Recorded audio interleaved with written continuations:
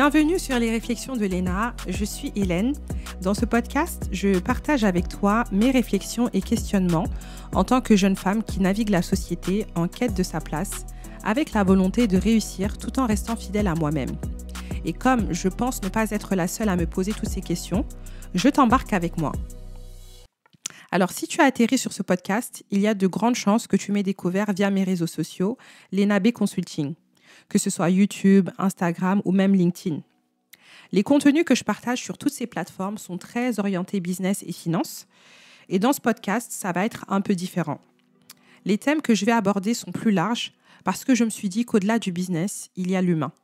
Et en tant que tel, nous vivons en société et dans les relations qui régissent tout ça, on est confronté à des concepts, des codes qu'on doit saisir et surtout des étiquettes qui ne sont pas toujours évidents et ça crée des doutes et des questionnements dans la tête de tout le monde. Donc ce podcast va servir d'espace où on pourra librement aborder ces questions pour les normaliser et pourquoi pas finir par les apprivoiser ensemble. Alors let's go, rentrons dans le vif du sujet.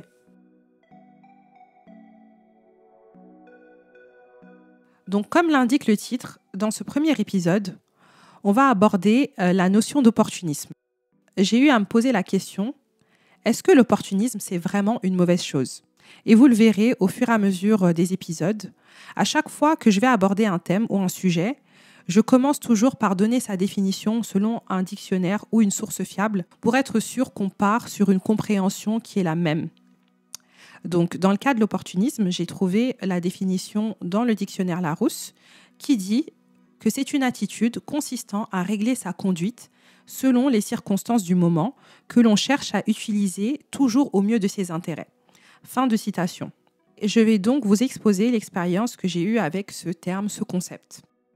Je ne pourrais pas dire exactement quand a été la première fois que j'ai entendu ce terme, mais ce qui est sûr, c'est que j'étais assez jeune.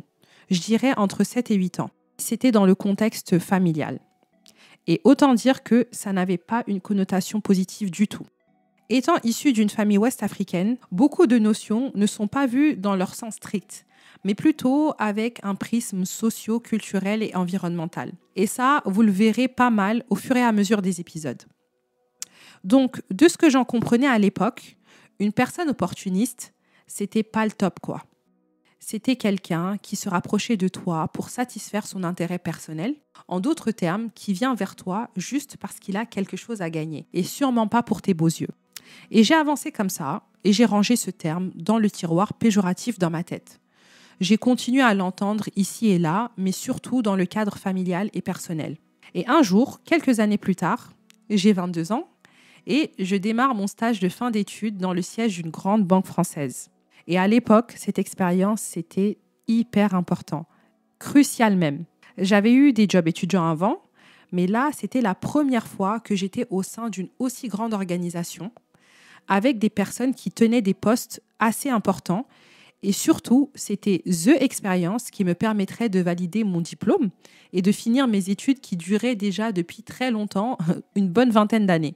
Donc, franchement, je faisais tout pour être au top, proactive, sans être trop envahissante, être présentable et apprendre vite.